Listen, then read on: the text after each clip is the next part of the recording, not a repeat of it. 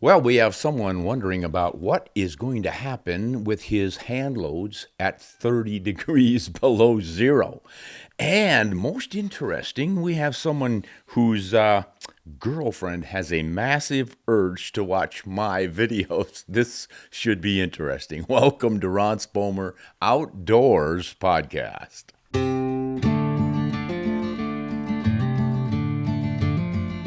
Hello, everyone. We have a patron named Wesley who has questions about his handloads going hunting in some really cold temperatures. Let's just read what he has to say. Ron, I have a question regarding primer selection in my handloads.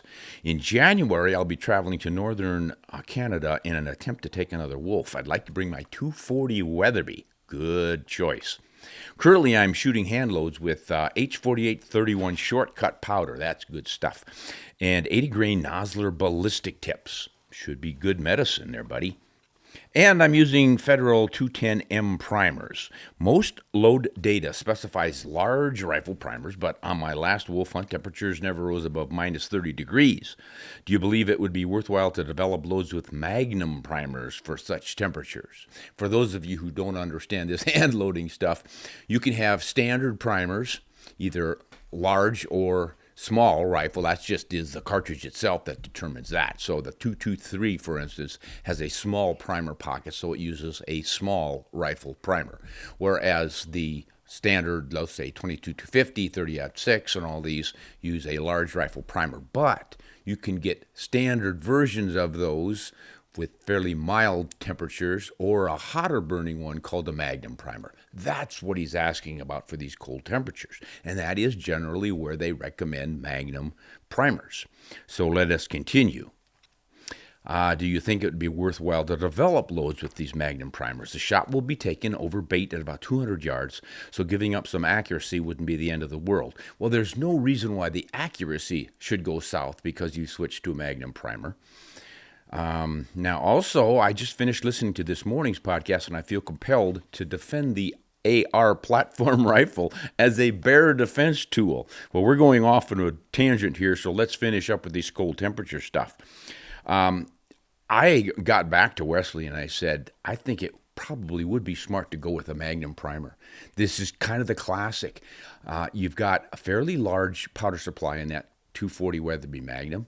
You're not huge, but the bigger the powder supply, the hotter the flame temperature you want from your primer so that you're sure to ignite it. And when the air temperatures, the ambient temperatures are really low and your ammo is literally frozen, you need a little more spark to get things going. So I don't think it would hurt at all to develop a load with your Magnum primers. But get it developed ahead of time and understand that you're going to lose a little velocity just because of the temperature differences.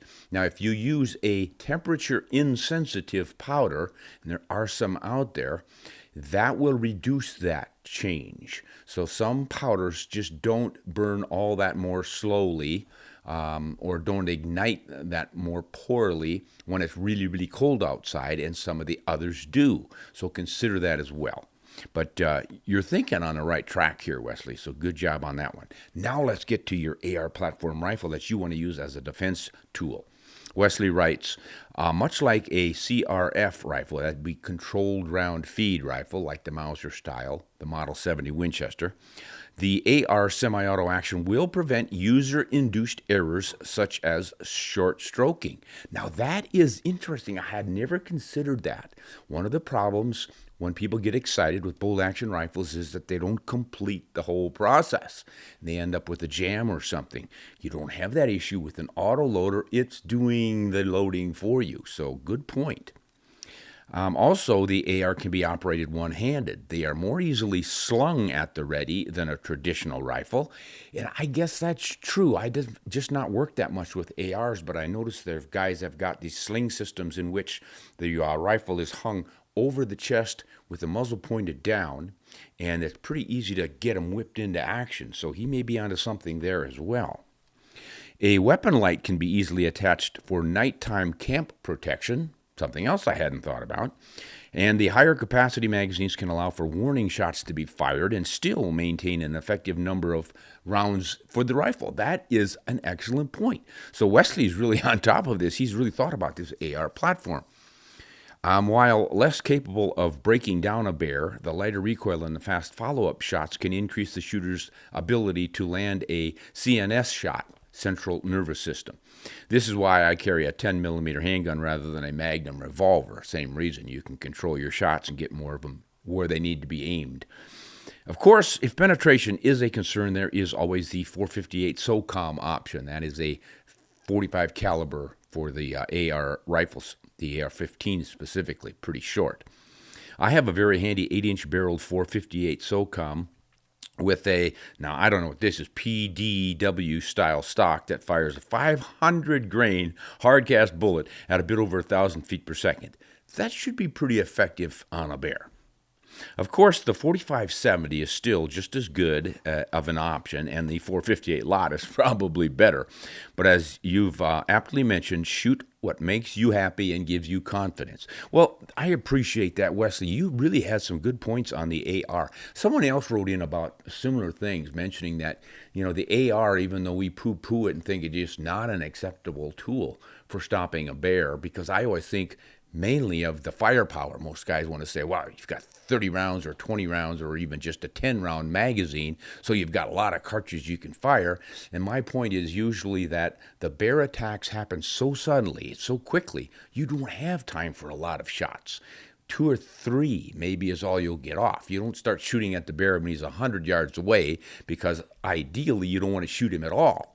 It's a big problem shooting a bear and saying, well, it was self-defense. You better prove that it was self-defense. They're going to look at all the evidence and make sure that it looks like that bear was just about to eat your lunch before you started shooting it.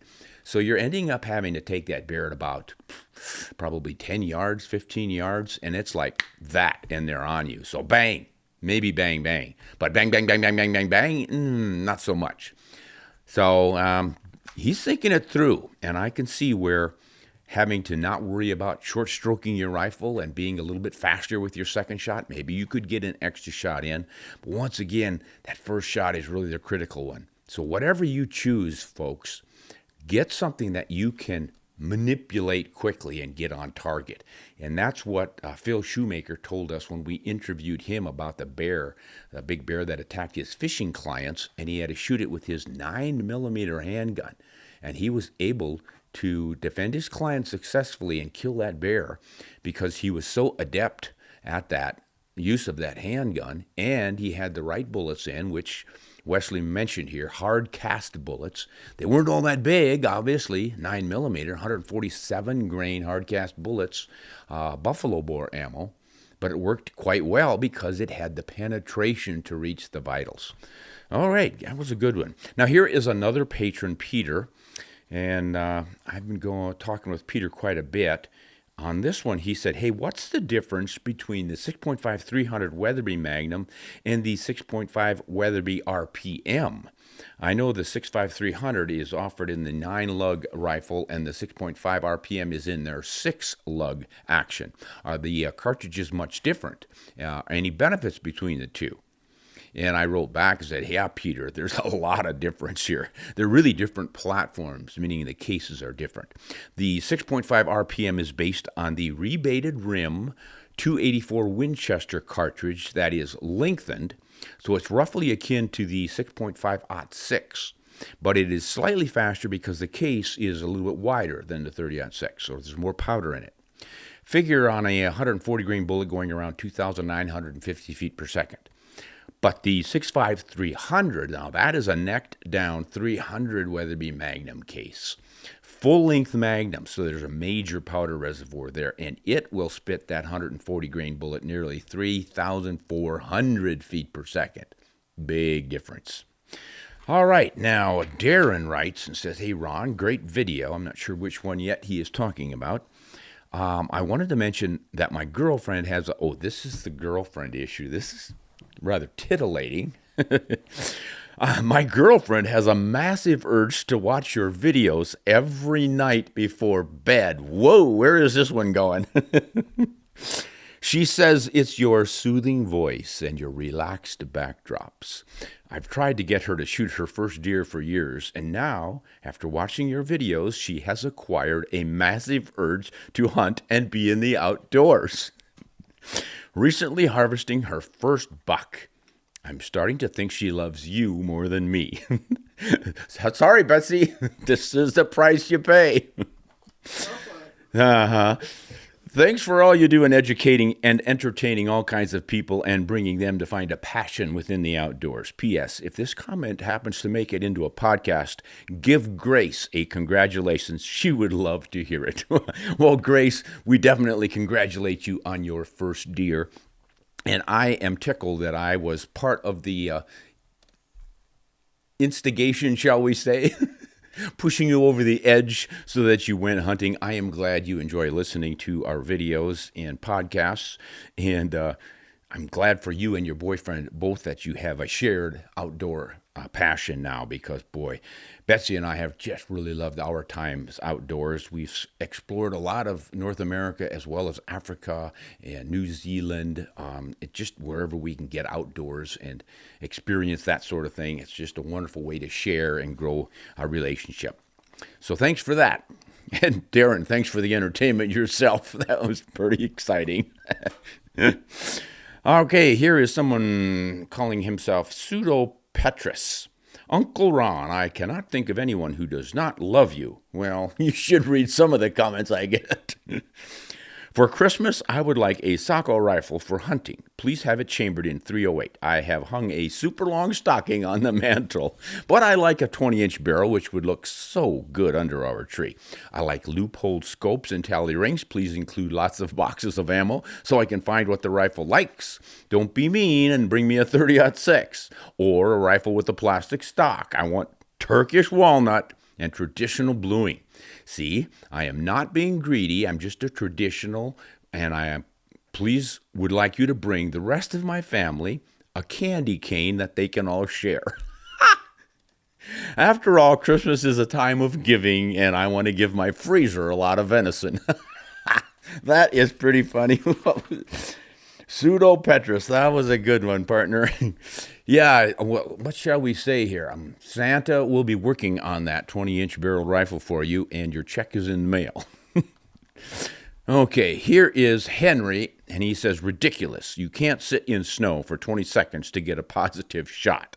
This one came in response to I think it was a short that maybe it was the Elk Week video we did on shooting positions, and I recommended the best all-around position for being the steadiest and getting above the cover and able to make your shot is sitting, especially with a support tripod or bipod up underneath the front of the rifle.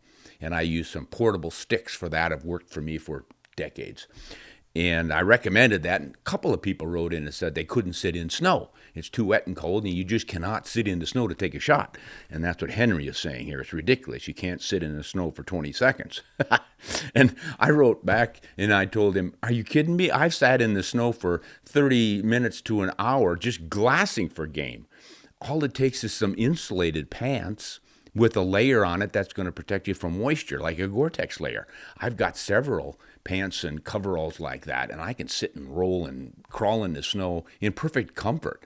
So if any of you are hunting in snow and putting up with this cold snow on your butt kind of thing that I used to get as a kid when I wore blue jeans, boy, you get this new merino wool is really great. But having that insulated layer with the waterproofing in there somewhere, man, does that make a difference. You can definitely do it. All right. Let's see. Now here is Edoline 239. I'm not quite sure what he's talking about. Let's see if I can figure it out. All that is nice and all, but I don't need to train. I've got a really expensive scope. Oh, this must be in response to an Elk Week video we did on training to shoot from field positions. Probably the same one that Henry here was reading or watching. And Edelin says, it's nice and all, but I don't need to train. I've got a really expensive scope, a custom-built rifle, and a really good rangefinder. I bought the setup at Best of the West. I'm good to 10 million yards at least. Okay, he's messing with us.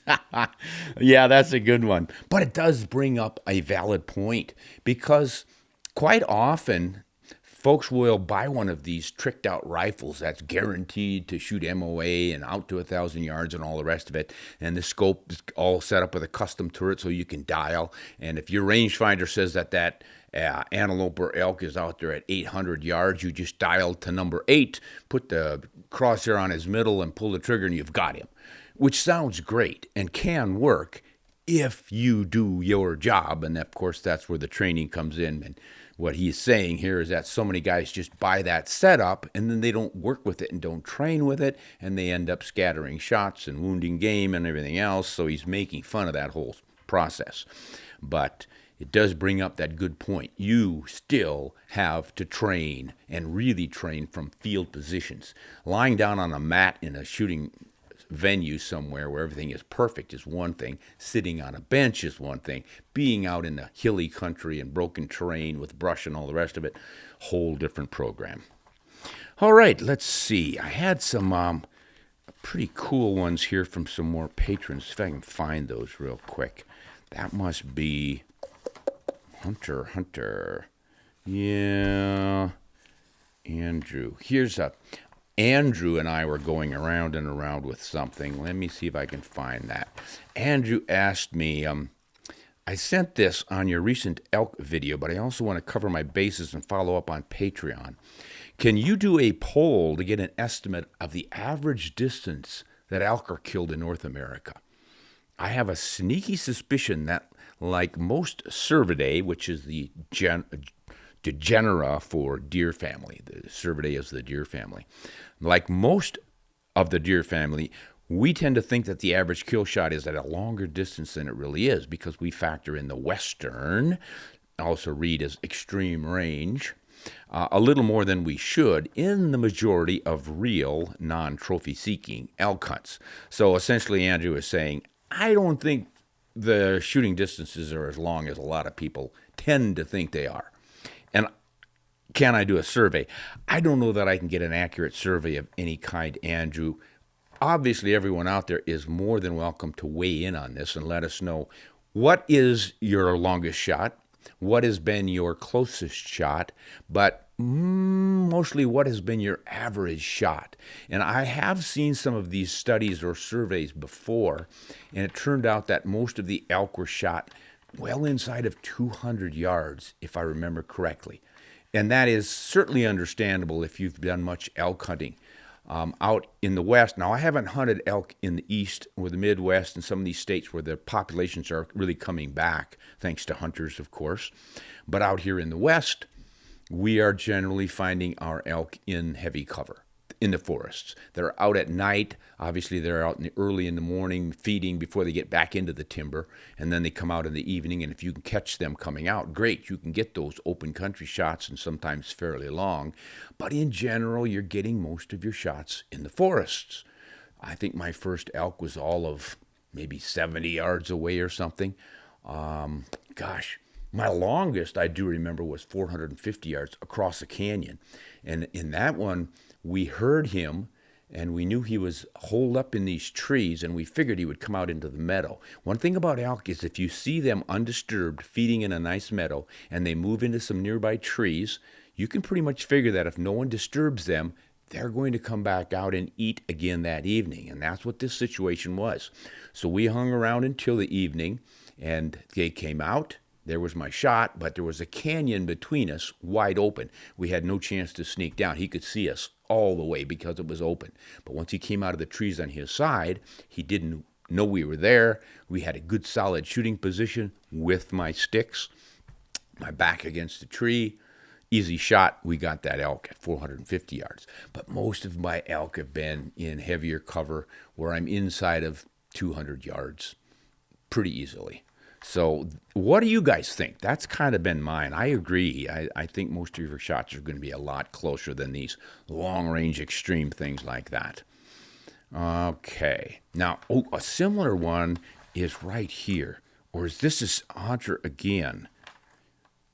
Yeah, he says, I'm trying now to decide on a bullet for elk and moose if I get so lucky to get a tag, but out of a 30-06. So I'm thinking either a 175 grain LRX, that's a Barnes copper bullet, or the 180 grain tipped triple shock X bullet. I like the sound of that 175 up better, higher BC and all, but I'm kind of wondering if you have experience at closer range with the LRX. I'm just wondering if it performs differently or maybe not as reliably as the TTSX at closer ranges. What brought this to mind is people not liking the way the ELDX performs at close range, exploding, as they say. And now I know they're definitely far from the same bullet, but I'm not worried about exploding on a mono metal like the TTSX, but I'm just curious your thoughts. Thank you, sir, and have a great day. Yeah, though that you're right on there. Is the LRX going to be different? I have not found it to be, but I've not used it as much as the TTSX or the TSX. Those are pretty much the same. One just has the plastic tip on it. They both open up reliably in my experience and do what X bullets do, and open up and you get those big flared petals for beautiful expansion and then deep penetration, because you do not lose any weight with those bullets unless you shave off one of the petals against a bone, and that fairly frequently happens. Don't keep rattling those papers. Bessie said I shouldn't keep rattling the papers. It makes it sound like I'm busy, honey. They think I'm working hard. Rush Limbaugh used to do that. It worked for him. Oh, boy. She micromanages me all the time, guys. Okay, where was I? I have no idea now. TTX. What about him? He uses EDLX. Well, life on the farm is kind of laid back. Hey. Okay. I was talking about some bullets. LRX. Oh, so I have not used LRX as many times on elk as the tip triple shock, but to me, that looked like they did the same thing. Classic point was last year's elk hunt. Again, across a canyon, had a big bull. I was using a 7-rem mag and 139 grain, pretty light bullet, but it was going really fast. And I knew right where to put it, and that's where it went. But the point is, the first shot broke the bone in the front shoulder. He lifted that leg up, and not 3 legs, turned around, and I shot the other side right behind the shoulder. That one went through and out, and then he fell over dead. Boy, to me, that's pretty good performance. So I did not, I think I did recover that bullet, and it was a classic expansion of what I would expect to be a tip triple shock, except for it was the higher BC form of the LRX, a long-range X bullet. So I don't think there's really a whit of difference between them as far as on-game performance. So go for it. So the other benefit you get from the LRX, of course, is that if it is a more efficient bullet, it will not lose energy pushing air out of the way, increased drag. It decreases the drag. That means it keeps flying faster, shoots flatter, drifts less in the wind, carries more energy when it gets there, all that good stuff. So it's always useful to have a high BC bullet. All right. Let's go to some shotgun stuff, shall we? This is from Randy. Mr. Spomer, I just watched your video on shot shells for pheasant hunting. I want to hunt with a 20 gauge. It's lighter, it's easier to carry for pheasants, but I'm worried that the payload of non-toxic steel shot might be a bit light with the larger shot you need to use with steel versus lead. You have a lot of experience with pheasant hunting. What steel loads do you use in the 20 gauge for pheasants? And what has been your experience in using the 20 gauge and steel loads for pheasant hunting? Randy, I have used a 20 gauge since, must have been around 1978 or 9, and steel shot was just coming in. I remember I got some test loads from Federal, and I had them in an SKB over and under 20 gauge that I absolutely loved. And what I noted right around that time, I just started working with a 20 gauge and loved it for the reasons you said. It was slick and fast, and I could get hunt stuff in a hurry, which is kind of the key to shotgunning with upland birds. It's a quick opportunity, so you need to be able to mount that gun, have it come to where your eye is looking, and pull the trigger, and you've got your game.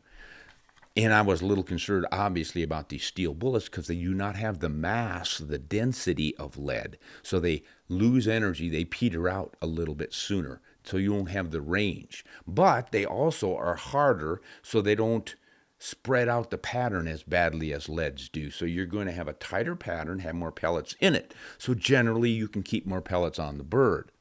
But the pellets generally have to be larger in order to keep your weight up there and the energies up to what you're expecting. So if traditionally you find that a number 6 or number 5 pellet works best, a lead pellet, for pheasants, and you move to steel, you want to go to a bigger individual pellet.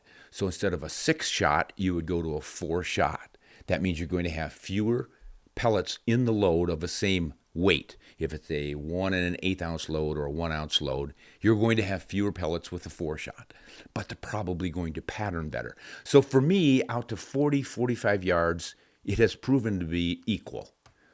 And I have pretty reliably taken pheasants easily with steel shot out to those distances. What I have noticed about it is that when I hit something, it pretty much goes down.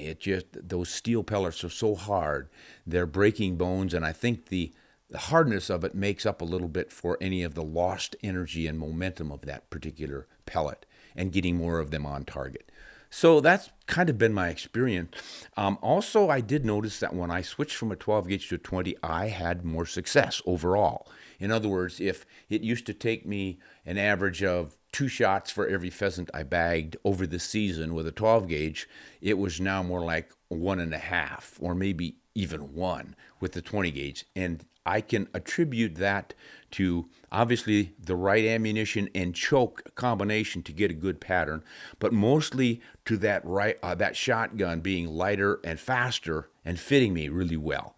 It's mostly getting on the target. That's way more important than what that particular payload is doing.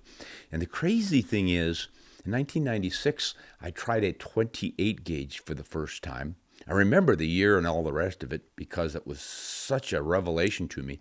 I took it out dove hunting, and I think, if I remember right, the limit was 10 doves, and I shot 13 times to get 10 doves. Ooh, I'm in love. I mean, wow. And the gun was so light and easy to handle and whatever. So I thought I'd try it on quail, kind of why I bought it. And it worked beautifully there. Then ruffed grouse. The next thing I know, I'm shooting pheasants with it. And my hit rate went up from a 20 gauge when I went to a 28 gauge. I can't explain that one either, but that's got to be a similar deal. An even slimmer, lighter shotgun that fit me maybe even better. But these days I bounce between the two. I rarely use the 12 gauge anymore. So anyone out there thinking of pheasant hunting, just remember that trade-off. You're going to have fewer pellets in the larger size, but they're going to perform about the same for all those reasons we just enumerated. All right. Now, this is an interesting one from Richard. He says he's 69 years old and he's a longtime handloader. Over the years, I have been primarily hunting with Sierra Game King and Pro Hunter bullets with great success. In all my years of using them, I have never seen a bullet failure with the separation of cup and core. Recently, I've started using Polymer tip bullets and I have seen several bullet failures. Cup and core is separated. I'm wondering if that Polymer tip might be part of the reason for the separation. Richard, I don't think so. I just can't understand why it would. Now, there's a lot of confusion about Polymer tips, plastic tips on bullets out there, and I said something about them a while back in one of my podcasts and or videos, and a lot of people jumped on me and told me I didn't know what I was talking about, which isn't uncommon. But hear me out. If you ever take one of those off and weigh it, you're going to have a heck of a time getting any kind of a weight. There's just nothing to these things. Tiny little bit of plastic. And I look at it and go, how can that change the performance of the bullet? Now, the obvious reason they put those on was to get rid of tip deformation on exposed lead bullets. Back in the day, you had your gilding metal jacket coming up not all the way to the point, and then you had some of the lead core sticking out of the top. I guess you'd call them traditional soft point bullets. And the nose of the bullet could be fairly sharp on a spire point, but the lead was exposed, and as a result, you could damage that lead. Damage it in handling it or dropping it on the ground, but mostly you put it in the magazine, and when you shoot, the recoil jams it against the front of the steel box magazine. Pretty soon you've got a flat nose instead of a pointed spire point. How do you fix that?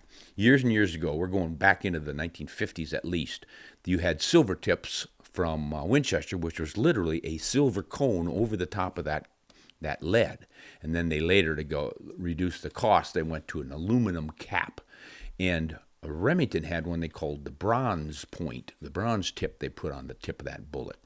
Well, the Polymer is kind of the same deal, only it's cheaper, and I think Nosler was the first one to really come out with it on a big commercial basis, and they called it the ballistic tip, because by then people were beginning to appreciate ballistic coefficient, and that sharp tip improved the streamline effect of this bullet.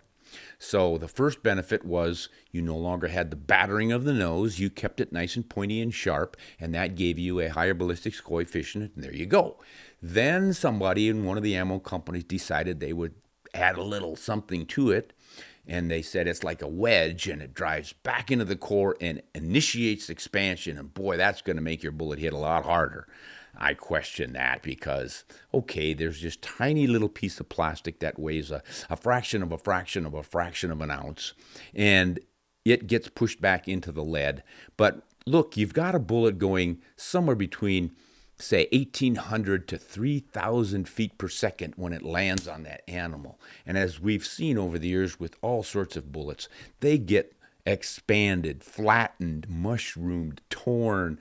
There's a lot of violence going on because of all that energy when it meets the target. How's that tiny little bit of plastic going to change much of that? I just don't see it. So I just decided, and based on the evidence I've seen, I just don't see a lot of difference. I have recovered some little plastic tips inside of game. Generally, it's in one piece, but sometimes it's in several little broken up pieces. And again, with all that energy and force on that tip of that bullet, I just don't think that little plastic tip is making much difference. And best I can tell you. So appreciate you writing in on that one, though. That's a good idea. Here's one about flinching that's kind of fun. This is from Mike. Ron, I have a friend who has a terrible flinch. He's shooting a 270. On an 18-inch target at 100 yards, one of his shots would be up in the right corner, the next could be down in the lower left, and the next could be off the paper completely. I zeroed the rifle for him, and it shot acceptable groups. He shot it again, and he had the same results. He's left-handed, but he shoots incorrectly, I believe. The rifle stock is on his left shoulder, but he pulls the trigger with his right hand. I asked him why, but he said he didn't know. He's left-eye dominant. I suggested he consider switching to a 6.5 Creedmoor or a 243 Winchester. We are in the South Carolina, North Carolina country where a good-sized whitetail deer is about 150 pounds, so a 243 would be plenty. But how can I help him stop flinching? I'm not an expert, but I have learned to shoot competently. P.S. I don't think standing behind him and whacking him on the head when he flinches will work.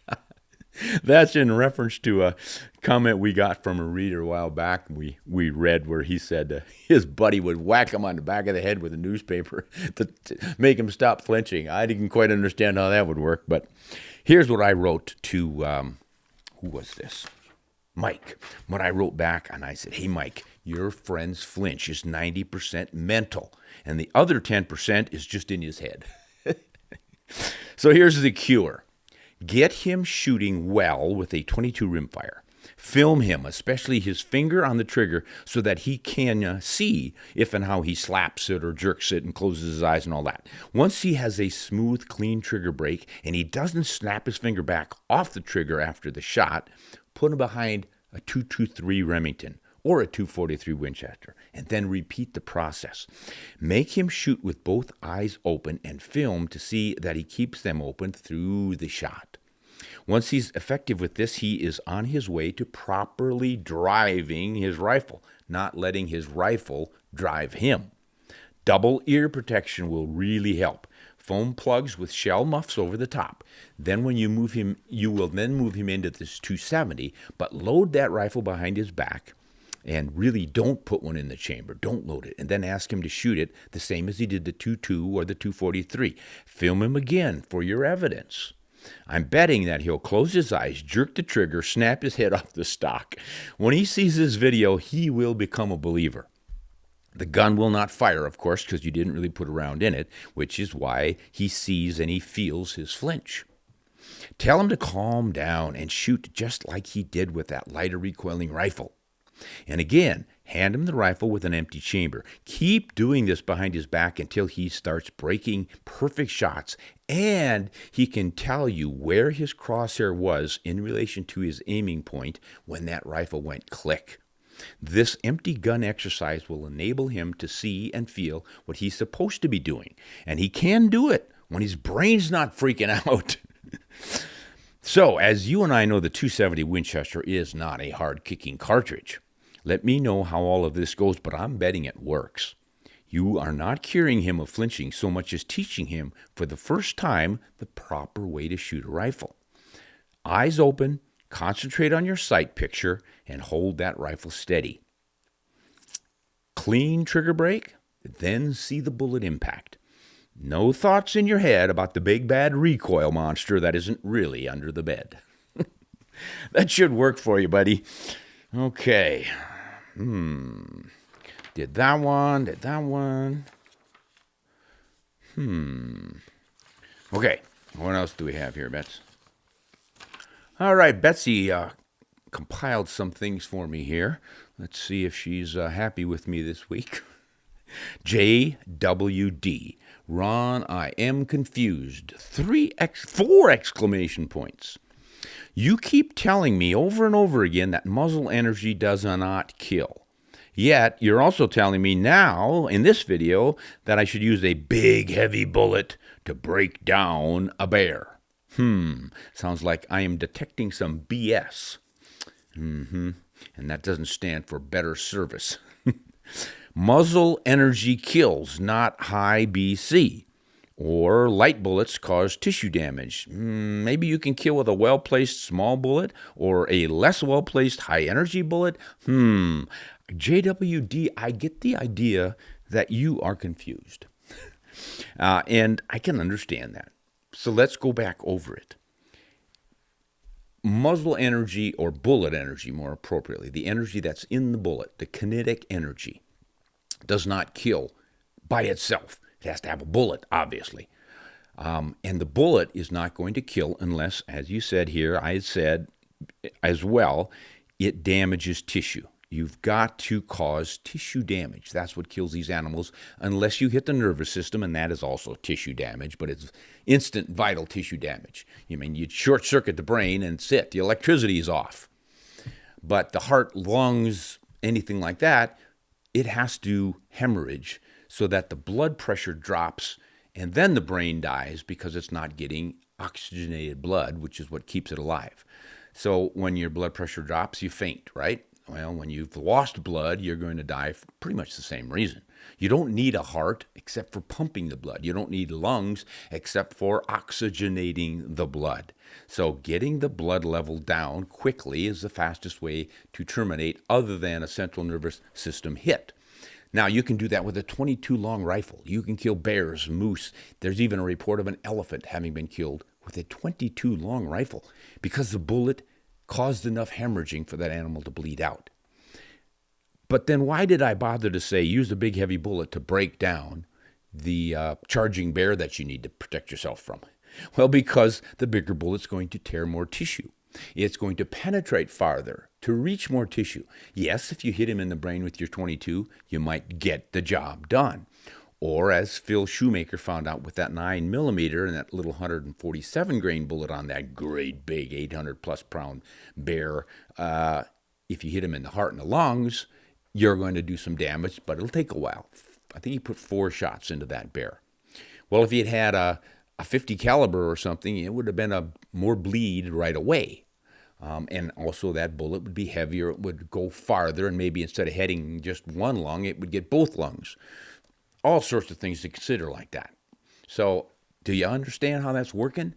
And anybody else out there, if you're still confused, it's the combination. Yes, a bigger, heavier bullet gives us the idea that we have a bigger hammer. By golly, we're going to flatten that bugger. So it's like a heavyweight punch from Mike Tyson or something. Just not the way it works. Because how many times have people used large bullets, large calibers with lots of energy, and they parked it behind the lungs in the belly, and the animal's not going to die. It's wounded and badly wounded, but you don't knock it down. The energy didn't kill it. and the bullet will be in there in the guts somewhere, and the animal doesn't die from that high energy impact, it has to bleed out. Okay, I think we've got that one solved. Yeah, right. I'll catch a lot of grief on that one. But hey, that's okay, guys. Write in and tell me what you think's going on. But that's certainly what I've observed. Now, John has a problem with a little thing I did, a short in which I had antlers from a mule deer and antlers from a whitetail. And I just said, hey, you know the difference between these two? The mule deer has bifurcated antlers, meaning that they fork and fork again, whereas the whitetail has a main beam off of which tines arise sort of like a candelabra.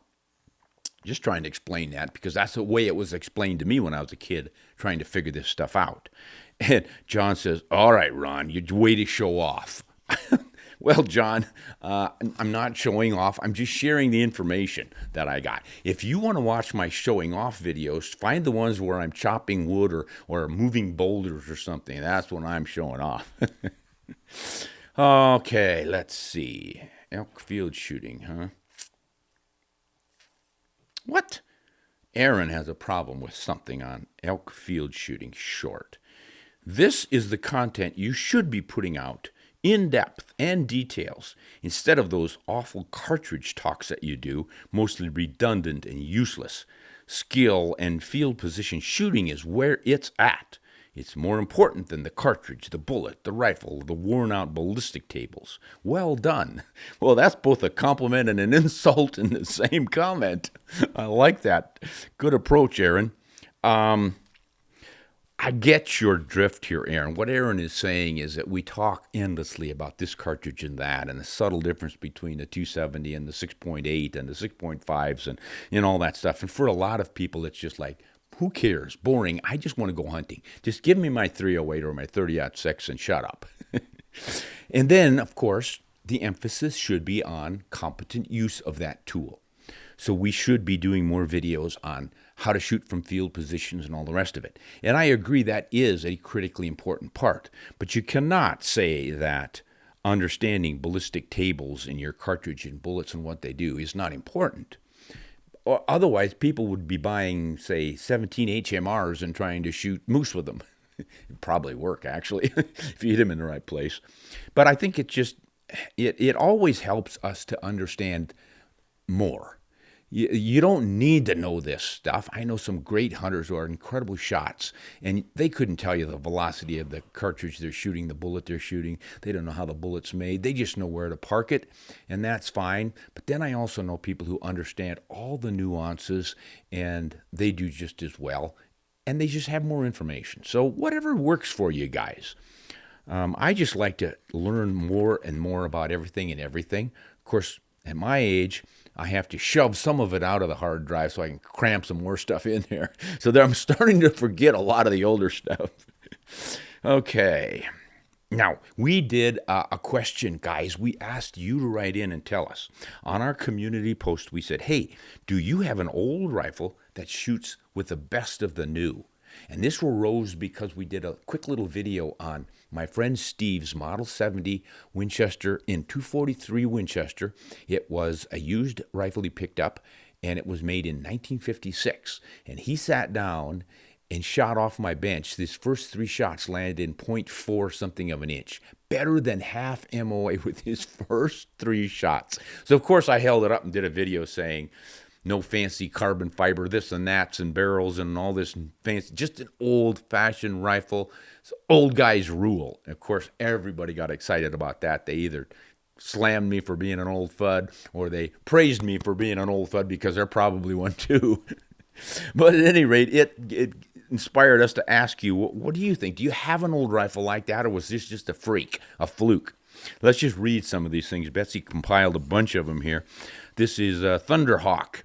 Absolutely, my M48 Yugoslavian Mauser in 8x57. I reload for it and it shoots lights out, even with iron sights. I have gotten cloverleaf groups at 100 yards with 195 grain Hornady interlocks. No other rifle makes me smile like that one. Well, see, there you go. ER9895. I have a 1917 Carl Gustav M96 Mauser in 6.5 by 55 Swede with the original length military contour barrel. Mr. Jaeger, my 60-year-old Savage 99 in 300 Savage with Handloads. Lever safety model, perfect whitetail gun. Boy, Jaeger, that is one I have been trying to get a hold of to do a video on. Especially the really old original one where they still had that counter. They had a rotary magazine in there and a little counter on the side, and you could see how many rounds were left in it. There would be a number that would pop up. It was really cool. Jared, my Savage 300, another one, lever action with a mechanical counter, the very one I was talking about. Good job. All right, Ethan, 50-year-old Remington 788 in 22-250. It shoots half-inch groups all day, and even better when I really take my time. I had a 788. That was my second deer rifle. I got it in the 6 Remington Magnum, and boy, I think I took a dozen or 13 mule deer, whitetail, pronghorn combined, and then a bunch of coyotes and foxes, and boy, it's great to have that dog up here knocking stuff over. I gotta tell you. That was me. Okay, let's see. We talked about Steve's 1956 Winchester 243. This is Jay Stimpson, who says, I have a 1956 Winchester Model 70 featherweight in 270 Winchester. Broken Dad, Lee Enfield 303. Mark II. I bought it at an estate sale about 30 years ago. The lady said her husband had it for a long time. And I also have a 1993 Ruger Mark II in 25-06. Both are scary accurate. I have 2 sons and 1 daughter, so I need to find one more good rifle. Long Darn has a 1903 A3. That's the Springfield military rifle in a 30-06. Dad brought it home from the service. Half inch at 100 yards with Remington Corlock 125 grain factory ammunition. Here you go. This is probably a good example of finding the ammo that a rifle likes. A lot of guys will get a rifle and shoot a few times and say, this thing is inaccurate, it's no good. Try different bullets, different loads. You never know what's going to work for you. Not a lot of people are going to be shooting 125 grain bullets in a 30-06, but it works. I wouldn't necessarily tackle a moose with it, but for deer, pooh. Especially if it shoots half-inch groups, eh? All right, Patchett Wood. I have a Remington 700 in 30-06. Got it from Walmart in 1987 as my first centerfire rifle. And I bought it with my own money. It was a shooter then with 180 grain Remington Corlocks, and it is still a shooter with 150 grain Barnes TTSX. I recently upgraded scopes and I got a Loophole VX3, and it's now better than ever. Green Mosin 1942 issue Mosin Nagant. Wow, this is a Russian military rifle. A Mosin Nagant 91/30 in 7.62 by 54R with metal action shims and iron sights. I'm still experimenting, but I've been able to get 1.25 inch groups at 100 yards using 150 grain Hornady SP interlock bullets and the 312 diameter bullet, .312. And 45 grains of Hornady H380 powder. Boy, that H380 powder works really well in my 22-250 too. Old Mangy Gray Wolf, I like that one. Old Mangy says he has a 7mm Mauser, 7x57 Mauser, one of my favorites. I'm really enjoying mine right now. And his was built in 1933. Sean Crawford, 54, says my grandfather's custom Sporterized Springfield 30-06 shoots anything I put in it. Almost every time I take it to the range, someone comes up and asks me about it, and then they ask to buy it. Nope, it's priceless to me. It has on many occasions outshot more modern rifles. It's been officially retired from field use, though. Well, that's too bad. You put the old workhorse back out there if you're still performing. Okay. Oh, here's something from someone about hunting clothes. Oh, that's the FUD hunting clothes video we did. That was fun. I dressed up. I've got this wool outfit from Filson, the classic black and red plaid from the 1940s and 50s. Not just the jacket, but the silly little hat that they wore back then. I don't wear it very often because it kind of looks silly, but then again, it kind of looks classic. So at any rate, I put it on and I just said, I think I had a lever action in my hand at the time, and I just said, this was the outfit of the big game hunter in the middle of the 20th century. We all look like camouflage ninjas these days, but back then, that was the hunter. And I said, the point is, it still works. Lever action rifles and this kind of camouflage, what the hey, they still work. And this is a response to that from Thomas. No way. How could you kill a deer without a full set of Sitka, scent lock, some ozone, and grandparents killed him in this same gear while smoking pipes? A wise man once said, the best camouflage is shut up and sit down. I love it. And that's really solid advice. I have been sitting quietly in the woods with a blaze orange vest on, a blaze orange cap, and I've had deer walk by me. I once had an elk come up and sniff my boot as I was sitting there. Sniffed my boot, and I am in all that orange garb, but I wasn't moving. Sit down and shut up. Love it. Bass hunter. I don't know about the best of the new, but I have a Savage 99 in 308 that consistently groups sub-MOA. The fore-end is glass-bedded. I set the trigger at 3 pounds. It has an early 70s Redfield 3-9 wide field scope on it, and I wouldn't trade it for anything. It is a real pleasure to shoot. Great. Glad it's working for you, Bass. A couple more quick ones. Let's go to this now. We'll stop here. Next time we'll read a few more from you folks because, oh my gosh, there's page after page of this stuff. Whew. Yeah. Oh, coming up. Michael wants to know about a 303 Enfield or the 303 British cartridge. We'll cover that next time. And here's somebody talking about 35 Whalen. Yeah, lots of good stuff coming up. We'll save that for next time. We got to get to these trick questions that the guys have thrown up. Get a few of these in real quick here. We're coming up on an hour. We don't want to put anybody to sleep. Well, I take that back. There are several people who have written in to say they enjoy listening to me talk because it puts them to sleep. So I start charging soon for an insomnia cure. If you're having trouble sleeping, just listen. Colorado, Matt, Ron, and Betsy. Now, see, guys are starting to tumble to this idea that Betsy's really running the show back here. I am very appreciative of your work, and over the years, your guidance in print, video, and podcast have all been helpful in assisting me with my adult onset big game hunting to be successful on winter big game, on western big game. So, for that, I thank you.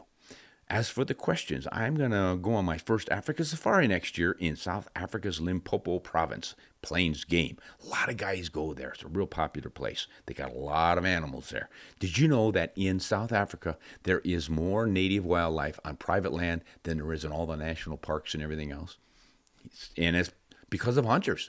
These landowners have figured out that if they get native game back on their property and hunters come in, they make more money, they produce more meat, because the native animals are more efficient at using the natural resources there, the different vegetation, than introduced cattle and goats and stuff. So it's a great program. Great program. So he's going to the Limpopo. Great. All right. He's taking a 300 Win Mag, 200 grain Swift A-frame hand loads, as well as a 375 H&H Magnum with 250 grain Swift A-frame hand loads. You've got it, buddy. Both are at near max velocities from the Swift Reloading Manual number 2. Both shoot well for their purpose. I'm very familiar with the ballistics. I realize I'm largely duplicating efforts on Plains Game with 2 very adequate cartridges where Plains Game is concerned, but I want to have a backup rifle and gain experience with the 375 H&H before a return one day for Cape Buffalo. See, I was going to say you really don't need that 375, but I see what he's up to. He's smart. As the experience on safari in Africa may equal many years of experience here in the U.S. on large game. So I would love to know your thoughts on my caliber and bullet choices for common large plains game, including the smaller antelopes, as well as the zebra and the oryx, the kudu, possibly eland. I'd also like to know how you view or recommend tipping on an African hunting safari. I've read so much on this topic and some information is conflicting, but most suggest placing the actual tip in U.S. cash in the hands of the recipient who delivered the service. Many vary on the amount that should be tipped. I'm all for rewarding good service, and I won't be operating with tight purse strings on this hunt. Your thoughts would be greatly appreciated, as well as an outline for how you think about tipping when on safari. Thanks for all you do in helping those of us figure it all out. Oh, boy. I tell you, Matt, that tipping thing always gets me, too, because there's a downside to tipping too much. And when you're in another country, you've got to know what the dollar value is over there. You go someplace and you find out that $1 is the equivalent of 10 times that amount in that particular country. And then you tip based on what you know about America, and those people think, oh my God, I can retire. This guy's giving me enough money. And actually, I have had PHs say, do not overtip the trackers and the scouts and all these things, because they'll skip out. They'll take all that money and think that they don't have to work anymore. And then he loses them for the rest of the season. So I think you need to visit with your PH and ask them about things like that, and then be fairly reasonable. I mean, you might end up feeling like, oh my gosh, I'm a cheapskate. I've only given this guy $50 for a week's worth of work. And to them, it's probably more they would make at any other job in a month. So you need to keep that thing in perspective. So definitely talk to your PH, get a feel for it. But I think you're right about giving it to them directly. A lot of times the PHs will say, well, just give it to me and I will dole it out because I understand all this stuff. But then you always get away from it wondering, wonder if he didn't keep 10% of my tip for the guides. I hate to say that about anybody, and it's probably not accurate, but I'm sure, human nature being what it is, that sort of a thing happens. So I would try to find out from that guy what he thinks is reasonable and then give it to them, because I think I agree the biggest part of the tip is eye-to-eye contact, shaking the hand, and telling that individual, I really appreciate what you did. Good work.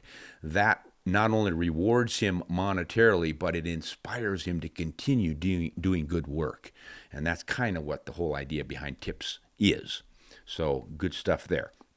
As for your cartridges, your bullets, and all the rest of it, Swift A-frame bullets are so famous for their deep penetration performance. Every time I've used them over in Africa, Betsy as well, it's just lights out. They do exactly what they're advertised to do. Great stuff. And high quality, too. But again, your 300 Win Mag with a 200 grain Swift A-frame is going to handle all the game you mentioned and everything but Cape Buffalo.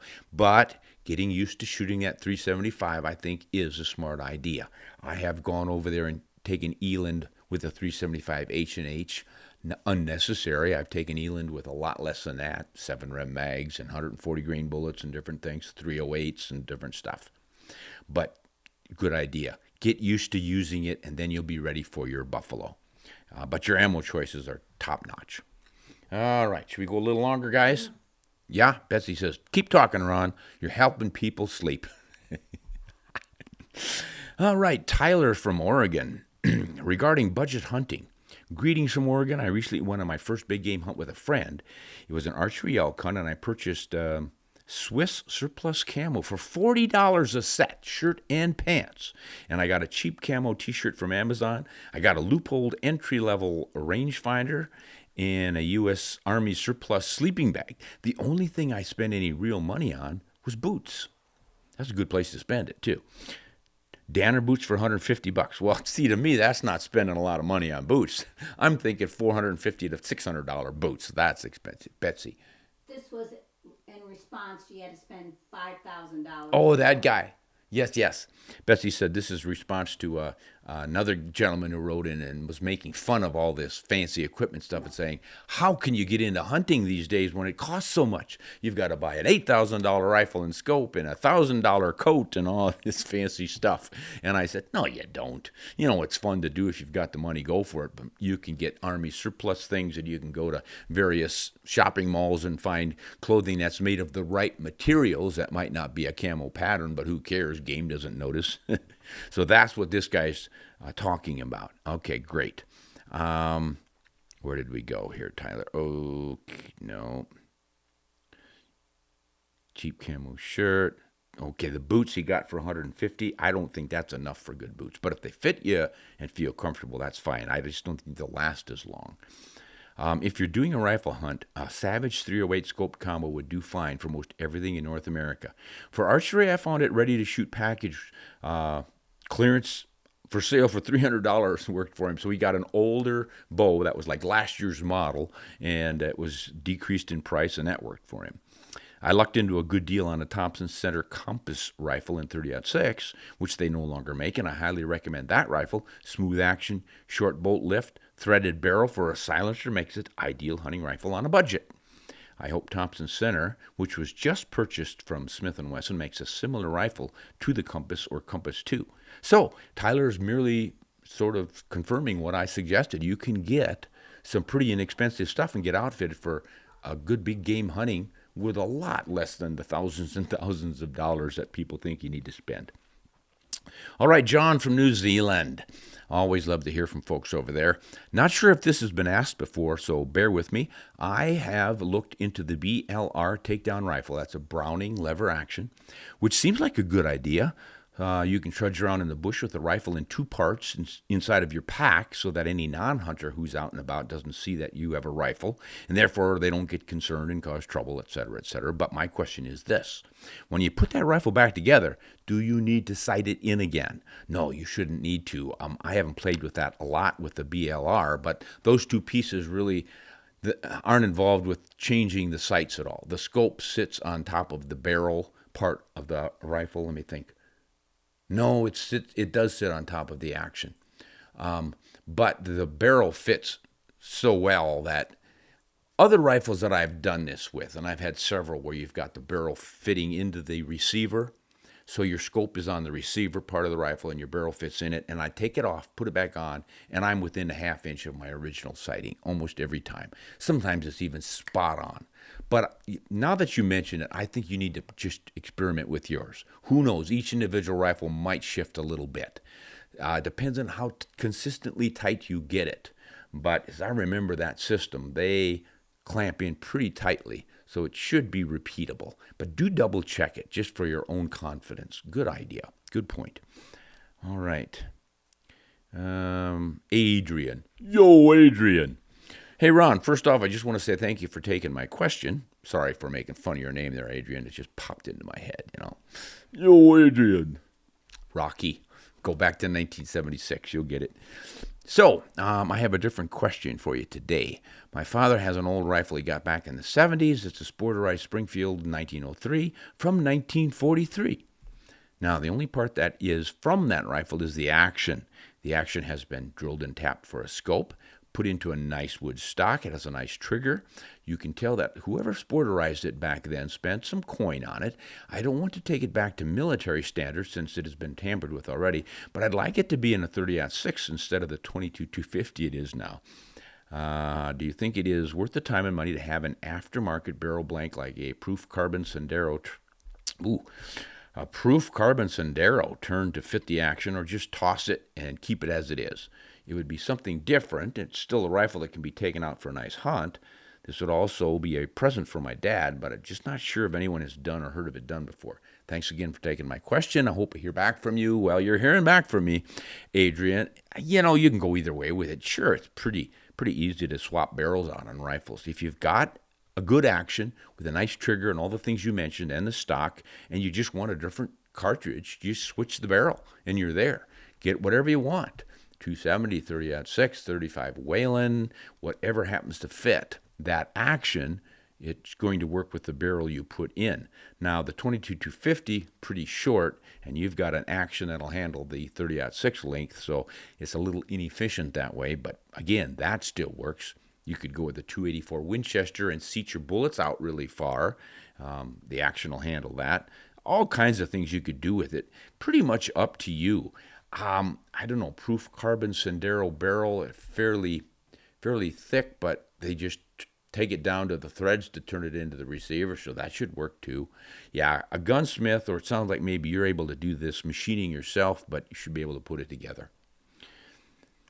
I don't know, I would kind of like, you know, when you've got an old classic like that, even though it's a custom, still, it's neat to have a rifle like that was customized back in the 40s, because it's a period piece. It tells us about, this is what hunters like we were doing back in the 1940s. It's kind of cool to have that. And if it still shoots well, what the hey? I would probably tend to keep it in its current format, unless the barrel's shot out. Brandon from Utah. I just want to say I live the YouTube content. Oh my goodness. He lives it. I like this, Brandon. I got concerns for you though. Let's just see if you finish it off here. Ron, you give truly honest reviews, and I just watched the new Model 700 versus the Model 70, and despite their flaws, you were honest and you gave them both the benefit. That is hard to find these days with everyone just focusing on negatives. Both are great guns, so please keep up the great work. Thank you for your time. Well, Brandon, excuse me for teasing you up front. I just couldn't resist. That is a nice compliment, and I really appreciate it. And I was a little dismayed at some of the responses I got from that because I thought it was an honest review as well. And I didn't think either rifle had any major problems. But a lot of people said, oh, what a piece of junk, and never buy one again, blah, blah, blah. And they were just little things, little glitches with each of them. The Remington had something wrong with the bolt face, and they sent me another bolt, and it worked fine. And the Winchester, only problem it really had was that it would not fire a certain ammunition. And that could have been the ammunition's fault. We're getting light primer strikes on it. But all the other ammo we tried was just fine. I don't throw rifles away for little things like that. You've got to dive a lot deeper. And what I didn't really emphasize enough is how well built these things were. I thought the wood to metal fit was really good for factory rifles. And the quality of the wood really surprised me. Had great figure in it. Good grain structure and all, and they were well bedded. It felt like they were good and solid. The checkering was sharp. I mean, I thought they were probably the best two production models of those types that I had ever worked with, including back in the 70s and 80s. So I kept one of them, and I might just do a deeper review on it if I've got time. Because I think they're both really good quality rifles that should not be dismissed the way so many people wanted to do. So thanks for that, Brandon. Really appreciate it. Well, that looks like about all of them for today. No, by golly, I got time for just one more. Michael from Tennessee. Hey, Ron, hope you and yours are all well. This is an attempt to find out if your request to talk private was fact or scammer. Oh, yeah, that is a scam. A lot of people have been getting a reply from supposedly me on a comment or something in a video saying, hey, I appreciate your comment. Send me a personal message. I want to talk to you. That is not me. That's one of the many fake Ron Spomers out there. And believe me, there are a bunch of them. I don't know how all this scam business works, but anybody who has a bit of a following, these scammers figure out it's worth diving in and trying to somehow get your money. I don't know how they all work, but I'm not going to tell you on a deal like that to PM me. If I want to contact you, I'll do it like this, or I'll reply to the comments in YouTube or on our website comment page or our patrons. And the safest way, of course, is to join the patron community. Then you're talking directly to me, and I'll answer you. Every day I'm in the office or access to those things, I'm answering those questions right away. Sometimes I kind of like to go hunting, and I might not have any access to the internet for a couple, 3 days, maybe even from time to time a week. So hang in there, but I am going to get to the patrons first and always. And if I'm limited on time, I just can't get to all of the comments on all of these YouTubes and podcasts and stuff. So please don't be disappointed if I don't answer your questions when you send it in to those formats, because I might not see it. I try my best, but I really appreciate you guys. Keep rattling my cage, and eventually you'll get a hold of me, and I'm happy to entertain any questions, and especially your comments and corrections and all the rest of it. So once again, thanks for listening in, everybody. Really appreciate it. And Betsy, thanks for controlling the dogs and keeping them from knocking the lights over and little things like that. Oh, and for bringing the bell for our comment of the week. Can you lift that big heavy thing, honey? Watch this woman. Watch this woman. Oh, my gosh. Yes, these Doug Adams bells are really made out of lead. No, this is good old American iron.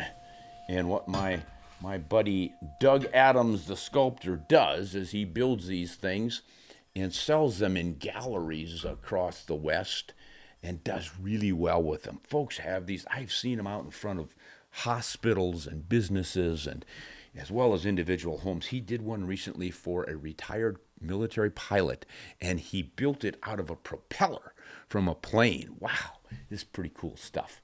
At any rate, we use Doug's bells to signal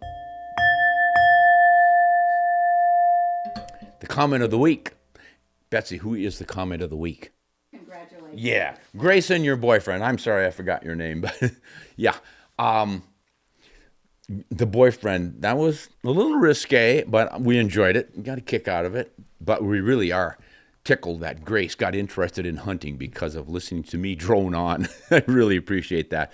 Anyone else out there who has been positively inspired by Grandpa Ron's ramblings here, we would love to hear from you. It encourages us to continue, and it helps me in my relations with Betsy because when she finds out that other women are enjoying listening to me, she sometimes even listens to what I have to say, and that always helps. No, she's shaking her head. Not really. I think it's the other way around. I listen to her. And she's telling me, wrap it up, shut up, and go away. We'll see you guys all next time. Thanks so much for joining us. Hunt honest and shoot straight.